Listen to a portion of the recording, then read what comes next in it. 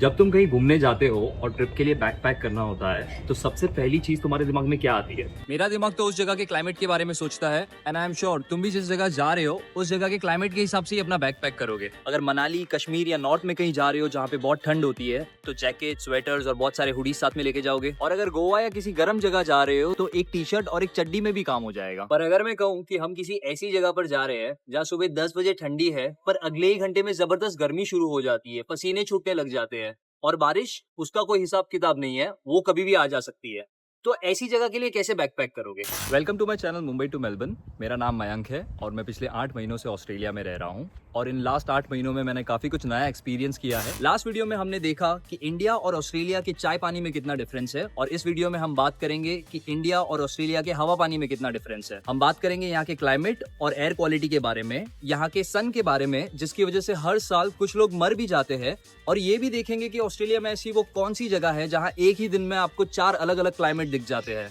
तो वीडियो को एंड तक देखना और कमेंट सेक्शन में जरूर बताना आप ये वीडियो कहाँ से देख रहे हो और आपके एरिया के कंपैरिजन में आपको ऑस्ट्रेलिया का क्लाइमेट कैसा लगा।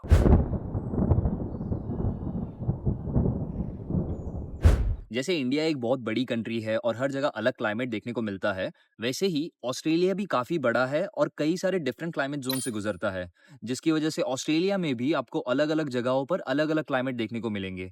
और क्योंकि मैं अब तक पूरा ऑस्ट्रेलिया तो घूमा नहीं हूँ, तो आज मैं जो भी क्लाइमेट के बारे में बात करूंगा वो सिर्फ मेलबर्न और उसके आसपास के इलाकों के बारे में बात करूंगा। ऑस्ट्रेलिया का सीजन साइकिल इंडिया से बहुत अलग है। एक लाइन में बोलूँ तो हमारे यहाँ पे जब गर्मी होती है तो यहाँ पे ठंडी होती है और हमारे यहाँ पे जब ठंडी होती है तो यहाँ पर गर्मी होती है, हमसे बिल्कुल उल्टा। ऐसा इसलिए है क्योंकि इंडिया और ऑस्ट्रेलिया ये दोनों देश धरती के अलग अलग कोनों में है। इंडिया अगर नॉर्दर्न हेमिस्फीयर में है तो ऑस्ट्रेलिया सदर्न हेमिस्फीयर में है। अप्रैल 2024 में मैं जब मुंबई से मेलबर्न आया था तो सबसे बड़ा डिफरेंस क्लाइमेट में मैंने जो देखा वो था यहाँ का ओवरऑल टेम्परेचर। मुंबई में कैसे साल भर एक गर्म मौसम रहता है, गर्म टेम्परेचर रहता है, वैसे ही मेलबर्न में ओवरऑल साल भर एक ठंडा मौसम रहता है। इस टेबल से हमें यह आइडिया लग जाएगा कि यहाँ कौन से महीने में कैसा क्लाइमेट रहता है और टेम्परेचर्स कैसे रहते हैं। ठंडी में बहुत ज़्यादा ठंड रहती है। वैसे तो एवरेज टेम्परेचर 5 डिग्री से 15 डिग्री सेल्सियस के बीच में रहता है, पर ये लास्ट विंटर्स में मैंने रात के वक्त टेम्परेचर्स को 2 डिग्री से -1 डिग्री भी जाते हुए देखा है और वो काफ़ी ज़्यादा ठंडा होता है। मेरी तो लिटरली फट गई थी। ऐसा नहीं बोल रहा हूँ कि हर रोज़ -1 डिग्री जाता है, बट वो विंटर का एक ऐसा फेज़ आता है जहाँ पे बहुत ज़्यादा ठंडा टेम्परेचर हो जाता है और ठंड इतनी रहती है कि 10 से 15 मिनट में अगर आप बाहर खड़े हो, तो हाथ सुन्न हो जाएँगे, मुँह से धुआँ निकलेगा। बिना बॉडी वार्मर्स के, बिना अच्छे जैकेट्स, अच्छे हुडीज के तो बिल्कुल भी काम नहीं चलेगा। पर एक चीज थी जो काफी सरप्राइजिंग लगी मुझे और वो था कि यहाँ पे ठंडी के टाइम पे भी जब टेम्परेचर 12 डिग्री है, 15 डिग्री है, ऐसे टेम्परेचर में भी बहुत सारे लोकल्स और ऑजीज एक शॉर्ट्स पहन के घूम रहे हैं, एक लेयर कपड़ों का पहन के घूम रहे हैं। तो ये देख के मैं काफी ज्यादा सरप्राइज था कि यार इनको ठंडी नहीं लग रही है क्या। बट ऑब्वियसली क्योंकि इन लोग यहाँ पे बचपन से रहते हैं तो इनको इस ठंडी की आदत हो गई होगी, और क्योंकि हम लोग एक गर्म कंट्री से आते हैं तो 15 डिग्री का भी टेम्परेचर हमको ऐसे बहुत ठंडा लग सकता है। दूसरा रीजन ये भी हो सकता है कि इनकी डाइट जो है वो मोस्टली मीट बेस्ड होती है। इंडिया में भी मीट बेस्ड डाइट फॉलो करते हैं बट शायद ये लेवल पे मीट कंज्यूम नहीं करते हैं। तो ओवरऑल मैं यहाँ के विंटर्स के बारे में बोलूंगा, बहुत ज्यादा ठंडी रहती है। प्रॉपर वार्म क्लोथिंग का होना बहुत ज्यादा जरूरी है। घर में हीटर्स का भी होना जरूरी है। वैसे तो सेंट्रलाइज हीटिंग और हीटर्स यहाँ पे काफी कॉमन है घरों में विंटर्स के टाइम पे। गर्मी का टेम्परेचर गर्म होता है पर यहाँ के ठंड के कंपैरिजन में मैं बोलूंगा कि गर्मियाँ बहुत ज़्यादा प्लेजेंट है। 20-30 डिग्री का कुछ एवरेज टेम्परेचर रहता है। कुछ-कुछ दिन होते हैं जब 35-40 डिग्री और 40 से ज़्यादा भी टेम्परेचर चले जाता है, पर वो ऐसे बहुत कम दिन होते हैं जो भी 2-3 महीने की गर्मी होती है उसमें। और कितना भी टेम्परेचर होने दो, शाम के टाइम पे तो मौसम ठंडा हो ही जाता है। यहाँ की गर्मियों का फील भी काफ़ी अलग है। अगर आप कभी रेगिस्तान या डेजर्ट में अगर कभी गए हो, तो कैसे एक चुभने वाली गर्मी होती है, वैसे ही बहुत ऐसे चुभने वाली गर्मी एक फील होती है। ह्यूमिडिटी होती है गर्मी में पर मुंबई जितनी हाई नहीं होती है। समर्स में मैं बोलूंगा कि एक लेयर कपड़ों में काम हो जाएगा। हाँ, कुछ कुछ दिन ऐसे होते हैं जब घर पे आपको एसी लगाना पड़ जाए क्योंकि बहुत गर्मी होती है। ओवरऑल समर्स में यहाँ पे लोग आपको बीच पे दिखेंगे, घर के बाहर रहना मतलब ज्यादा प्रेफर करते हैं क्योंकि ठंडियों में तो वो पॉसिबल हो नहीं पाता है। तो गर्मी के टाइम पे आपको ज्यादा लोग यहाँ पे दिखेंगे और ठंडी के टाइम पे आपको ऐसा लगेगा कि यहाँ पे कोई रहता है कि नहीं रहता है। इंडिया में कैसे जून से सितंबर महीने के बीच में बारिश का मौसम होता है, थोड़ा आगे पीछे हो जाता है, पर हमें एक क्लियर आइडिया होता है कि ये टाइम के बीच में बहुत ज्यादा बारिश होगी और साल के दूसरे टाइम पे या तो कम या तो बिल्कुल बारिश नहीं होगी। ऑस्ट्रेलिया में ऐसा नहीं है, यहाँ पे बारिश का कोई टाइम टेबल नहीं है।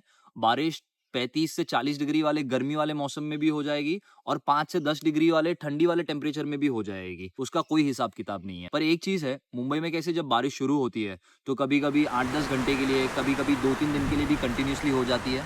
यहाँ पे बारिश आती है पर इतनी ज़ोरदार नहीं आती है, कम टाइम के लिए आती है और आती-जाती रहती है। और क्योंकि बारिश कभी भी हो जाती है, तो जब सन निकला हुआ होता है और बारिश आ जाती है, जो कि बहुत कॉमन है, तो आपको बहुत सारे यहाँ पे रेनबोज़ भी दिखाई देते हैं। यहाँ के जैसी हवाएँ भी मैंने कभी एक्सपीरियंस नहीं की है। काफ़ी तेज़ और काफ़ी स्ट्रॉन्ग विंड्स चलते रहती है। दिन हो या रात हो, ये हवाएँ बस हमेशा चलती ही रहती है। इतनी नोटिसेबल है कि मतलब यहाँ पे मुंबई में भी हवा चलती है, बट कैसे हमें कभी पता नहीं चलता है। यहाँ पे आपको पता चलेगा। स्टार्टिंग में जब मैं यहाँ पे आया था, तो रात के टाइम ना एक बहुत ही अजीब आवाज़ आती रहती थी। तो मैं सोचता था कि यार ये क्या आवाज़ आ रही है? बट ये आवाज़ और कुछ नहीं होती थी, बस खाली बाहर विंड चल रही होती थी। और बारिश की जैसे ही ये हवाओं का कोई टाइम टेबल नहीं है, ये साल भर चलते रहती है। इमेजिन करो कि 5-10 डिग्री का बाहर टेम्परेचर है, ठंडी का मौसम है और इतनी ज़ोर से इतनी तेज़ हवाएँ चल रही है, इतनी ठंडी-ठंडी हवाएँ चल रही है, कितना चिली लगेगा। गर्मियों में भी ये हवाएँ चलती है, बस बहुत ज़्यादा गर्म हो जाती है।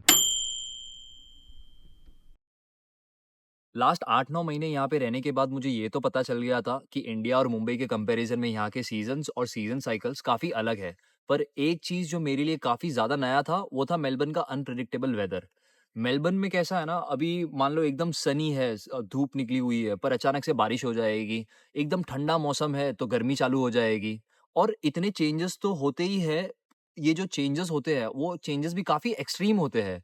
तो मान लो कि 17 डिग्री का टेम्परेचर है, तो वो 25 डिग्री हो जाता है। 28 डिग्री का टेम्परेचर है, वो 20 डिग्री हो जाता है। बहुत ज़्यादा ठंडी से बहुत ज़्यादा गर्मी लगना या बहुत ज़्यादा गर्मी से बहुत ज़्यादा ठंडा लगना बहुत ज़्यादा कॉमन है मेलबर्न और उसके अराउंड के एरिया के लिए। मेलबर्न के क्लाइमेट में इतने सडन और इतने फ्रीक्वेंट चेंजेस का एक रीज़न है उसकी लोकेशन। मेलबर्न जो है, वो ऑस्ट्रेलिया के साउथ ईस्टर्न टिप पर है, तो उसके साउथ में अंटार्कटिका जहाँ से ठंडी हवाएँ आती रहती है और ईस्ट में है इनलैंड ऑस्ट्रेलिया, जो कि एक काफ़ी हॉट और डेज़र्ट लाइक एरिया है, तो काफ़ी गर्म हवाएँ वहाँ से आती रहती है। और भी कई दूसरे रीज़न्स हैं, जैसे मेलबर्न का एक कोस्टल सिटी होना, उसके इर्द-गिर्द माउंटेन्स का होना, जिसकी वजह से उसके क्लाइमेट में इतने सारे चेंजेस आते रहते हैं। और वेदर के इतने फ्रीक्वेंट और सडन चेंजेस की वजह से ही मेलबर्न के लिए कहा जाता है कि आपको एक ही दिन में 4 अलग-अलग क्लाइमेट दिख सकते हैं। स्टार्टिंग में मुझे बहुत इश्यू होता था इस चीज़ को लेकर के। मैं घर से एक हुडी पहन के निकला हूँ इतने ठंडे मौसम में, पर बाद में थोड़ी देर में गर्मी शुरू हो जाती थी, तो बहुत पसीना होना शुरू हो जाता था। या तो कभी सिर्फ़ एक लेयर पहन के निकला हूँ क्योंकि 27-28 डिग्री का टेम्परेचर है, पर थोड़ी देर में इतनी ठंडी लगना शुरू हो जाती थी कि एकदम चिली लगने लग जाता था, बारिश शुरू हो जाती थी। इसका यहाँ पे एक ही सॉल्यूशन है और वो है यहाँ का वेदर ऐप। यहाँ का वेदर ऐप काफ़ी इम्प्रेसिव है, मैं बोलूँगा। हमेशा एक्यूरेट नहीं होता है, but most of the time आपको काफ़ी एक्यूरेसी से शो करेगा कि कौन से घंटे में, कौन से टाइम पे क्या मौसम रहने वाला है। तो आप उसके हिसाब से प्लानिंग करके घर से निकल सकते हो। पर मेलबर्न में आप किसी को भी देखोगे अपने साथ में या अपने गाड़ी में एक जैकेट तो कैरी करता ही है, क्योंकि क्या पता कब मौसम यहाँ पे चेंज हो जाए। एक चीज़ जो ऑस्ट्रेलिया के वेदर के बारे में मुझे बिल्कुल भी नहीं पता थी, वो था यहाँ का सन। यहाँ के सन को बहुत हार्मफुल माना जाता है। इनफैक्ट मुंबई या इंडिया के कंपैरिज़न में यहाँ के यूवी रेडिएशन के जो लेवल्स हैं, वो काफ़ी ज़्यादा हाई है। यूवी इंडेक्स हमें सन से आने वाले अल्ट्रावायलेट रेडिएशंस का लेवल समझने में मदद करता है, जिससे हमें ये पता चलता है कि किसी जगह का सन हमारे स्किन के लिए कितना ज़्यादा हार्मफुल हो सकता है। इंडिया का UV level most of the time आपको हाई से वेरी हाई के बीच में दिखेगा, पर ऑस्ट्रेलिया का जो यूवी लेवल है, वो most of the time extreme रहता है, जो स्किन के लिए सबसे ज़्यादा डैमेजिंग हो सकता है। इंडिया का सन भी हार्मफुल होता है, जिससे हीट स्ट्रोक और डिहाइड्रेशन जैसे इश्यूज़ हो सकते हैं, पर ऑस्ट्रेलिया का जो सन है, उससे स्किन कैंसर के चांसेस बढ़ जाते हैं। इनफैक्ट हर साल ऑस्ट्रेलिया में 1200 से 1500 लोग इसी स्किन कैंसर की वजह से मरते भी हैं। आई नो ये नंबर कोई इतना बड़ा नहीं है, बट वो भी सिर्फ इसीलिए क्योंकि यूवी और सनस्क्रीन के यूज़ को लेकर यहाँ की गवर्नमेंट और भी दूसरे बहुत सारे हेल्थ ऑर्गेनाइजेशंस काफ़ी अवेयरनेस स्प्रेड करते हैं। We need more protection. Dave, please move into the shade. We may know our backyard cricket, but what we might not know is that Australian men are twice as likely as women to die from melanoma. Protect you and your teammates this summer. Be sun smart and save your skin by using all 5 forms of sun protection. Slip, slop, slap, seek and slide. और लोग भी काफ़ी इस issue को समझते हैं, like उनको पता है कि यूवी से कितना डेंजर है, तो वो भी बहुत ही स्ट्रिक्टली सारी गाइडलाइंस फॉलो करेंगे। और अपने यहाँ पे कैसे हर जगह सैनिटाइजर मिलता है, तो ऐसे आप अगर आप यहाँ पे स्कूल में जाओगे, पब्लिक प्लेसेस में जाओगे, तो बहुत हाई चांसेस है कि आपको फ्री सनस्क्रीन वहाँ पे मिल जाएगा। मुंबई में तो मैं कभी सनस्क्रीन यूज़ करता नहीं था, पर ये सब समझने के बाद लगता है कि मुंबई में भी, इनफैक्ट इंडिया में भी हमें सनस्क्रीन यूज़ करना चाहिए। तो सनस्क्रीन लगाने की ये नई आदत बन गई है यहाँ पे आके, और ऐसा नहीं है कि अगर दिन क्लाउडी है या ठंडा मौसम है, तो सनस्क्रीन लगाने की ज़रूरत नहीं पड़ती है। दिन चाहे कैसा भी हो, सन उतना ही हार्मफुल होता है, तो घर से जब भी निकलते हैं, तो सनस्क्रीन लगा के ही निकलना पड़ता है। जब मैं लास्ट ईयर मुंबई से मेलबर्न आया था, तो एक टॉपिक जो हर जगह डिस्कस हो रहा था और आज भी डिस्कस हो रहा है, हर न्यूज़ चैनल पे देख लो, हर सोशल मीडिया पे देख लो, एयर क्वालिटी और एयर पोल्यूशन के ऊपर बहुत इश्यूज़ चल रहे हैं इंडिया में अभी फ़िलहाल। तो यहाँ पे आने के पहले मैं भी बहुत क्यूरियस था कि ऑस्ट्रेलिया की एयर क्वालिटी कैसी होगी? यहाँ पे भी ऐसे इश्यूज़ है क्या जैसे हमारे इंडिया में है? बट ऐसा बिल्कुल भी नहीं है। इनफैक्ट एयर क्वालिटी का जो टॉपिक है वो कभी डिस्कस भी नहीं होता है, क्योंकि साल का कोई भी टाइम हो यहाँ पर, एयर क्वालिटी हमेशा अच्छी ही रहती है। जो हम हमारे यहाँ पर एक्यूआई चेक करते हैं, वो आप मेलबर्न के लिए पूरा साल कभी भी चेक कर लो, 20 से 40 के बीच में ही रहता है। मैक्स टू मैक्स मैंने 45 जाते हुए देखा है एक बार, पर उससे ज़्यादा कभी जाते हुए देखा नहीं है।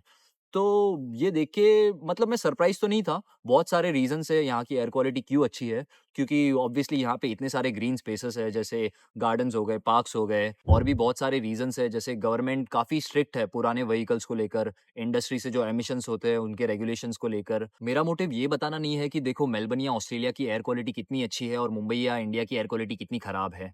मैं बहुत अच्छे से समझता हूँ कि इंडिया की पॉपुलेशन 150 करोड़ है, तो ऑस्ट्रेलिया की 3 करोड़ से भी कम है। तो इंडिया के चैलेंजेस ऑब्वियसली बढ़ जाते हैं। बट मैंने एक चीज़ जो सीखी है यहाँ पे आके, यहाँ के यूवी रेडिएशंस को लेके हो गई या एयर क्वालिटी को लेकर हो गई, कि इन सब से जो प्रॉब्लम होती है, वो हमें तुरंत नहीं दिखाई देती है। तो शायद हम इन सब चीज़ों को इतना सीरियसली नहीं लेते हैं। जैसे फॉर एग्ज़ाम्पल यूवी रेडिएशंस, यहाँ के सन से जो स्किन कैंसर होता है, वो तुरंत 1-2 दिन में, 1-2 महीने या 1-2 साल में नहीं हो जाता है। वो लाइफ के एंड वाले स्टेजेस या लेटर स्टेजेस पे होता है। और वैसे ही एयर क्वालिटी के बारे में भी, जब हम बहुत टाइम तक खराब एयर क्वालिटी के वातावरण में रहते हैं, तो लाइफ के लेटर स्टेजेस में हमें बहुत सारे इश्यूज, जैसे ब्रीदिंग की प्रॉब्लम, हार्ट की प्रॉब्लम, या और भी कई दूसरे इश्यूज होते हैं जो शायद नहीं होने चाहिए। जब मैं मुंबई में था, तो काफी इग्नोरेंटली ये सोचता था कि एयर क्वालिटी को लेके इतनी मगजमारी करने की क्या जरूरत है, ऑलरेडी इतने सारे इश्यूज है। बट ये बहुत ही फूलिश थिंकिंग थी मेरी, क्योंकि ऑब्वियसली हम लेवल्स जो है अपने आसपास की सिटी से कंपेयर कर रहे हैं। हम इससे कंपेयर नहीं कर रहे कि एक्चुअली अच्छा लेवल और बुरा लेवल होता क्या है। मेरा ओवरऑल पूरा बोलने का पॉइंट ये है, मेरा बोलने का मतलब ये है कि एयर क्वालिटी का जो इशू है, हम काफ़ी लाइटली लेते हैं। हमें ना सिर्फ गवर्नमेंट को पुश करते रहना चाहिए इसके सोल्यूशन के लिए, बट अपने लेवल पे भी अवेयर रहना चाहिए। इसको इतना लाइटली नहीं लेना चाहिए।